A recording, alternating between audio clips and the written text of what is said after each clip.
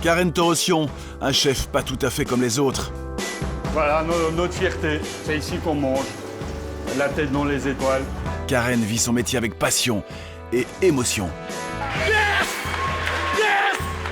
On vous emmène à la rencontre de ce fils de maçon né en Géorgie qui débarque à Bruxelles à 18 ans et devient un grand nom de la gastronomie française. C'est un peu l'histoire des sondés modernes, oui, on va dire. C'était en mars dernier à Mons. Karen, submergée par l'émotion, reçoit sa 2e étoile au guide Michelin. Je mesure la chance que j'ai. C'est un des plus beaux jours de ma vie. Nous, les restaurateurs, tous ceux qui sont dans ce secteur, on fait le plus beau métier du monde. Ça reste un des moments le plus forts, le plus intense de ma carrière, de ma vie. C'est magique. Yes!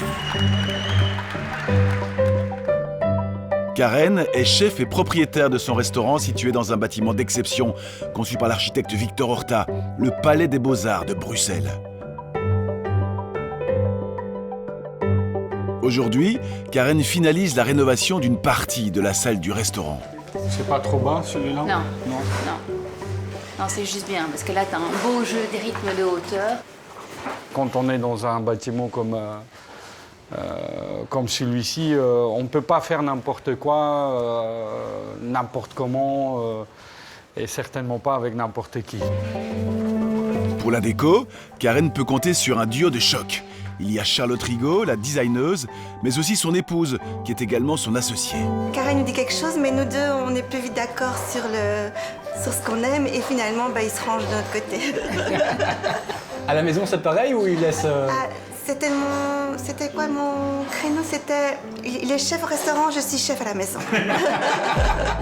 On va donc s'en tenir à la cuisine de Karen, dans les sous-sols du restaurant. C'est ici qu'il flirte chaque jour avec son 2e amour, la gastronomie française. Voilà notre fierté. En fait, cette table, après, elle se transforme en table perso. C'est ici qu'on mange, la tête dans les étoiles. Et voilà, c'est le fruit de leur travail. Ici, on est une équipe de 25 personnes pour prendre soin des 13 tables.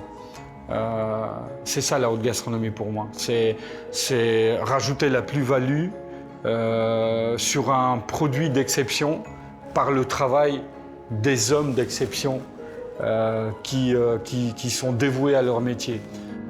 J'ai de la chance parce que je côtoie dans mon quotidien les gens qui sont encore plus fous et plus passionnés que moi quand j'avais leur âge. Lorsque Karen est arrivé à Bruxelles, il ne parlait pas un mot de français. 25 ans plus tard, il est devenu un des ambassadeurs du terroir de France.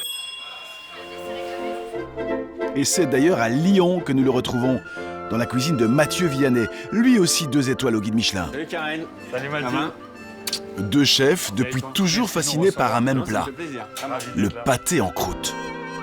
Et on dit pâté croûte ou pâté en croûte? À Lyon, c'est pâté croûte. Et à Bruxelles? Pâté en croûte.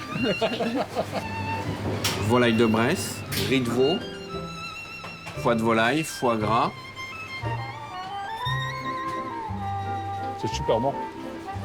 Il y a un goût très particulier, il y a toute une pesée d'épices. Il y a une réduction de porto rouge, vinaigre de framboise. Ce qu'on ne vous a pas dit, c'est que Karen a remporté le titre de champion du monde de pâté croûte, ici même à Lyon. C'était il y a 8 ans. C'était mon président du jury en 2015 quand j'ai eu le titre.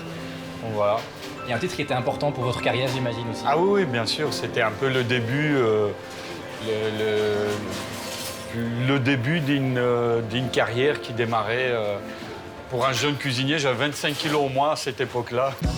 Si Karen est de retour à Lyon, 8 ans plus tard, c'est parce qu'on lui a demandé de présider le jury du concours cette année. Une fierté pour le chef du restaurant Beaux-Arts.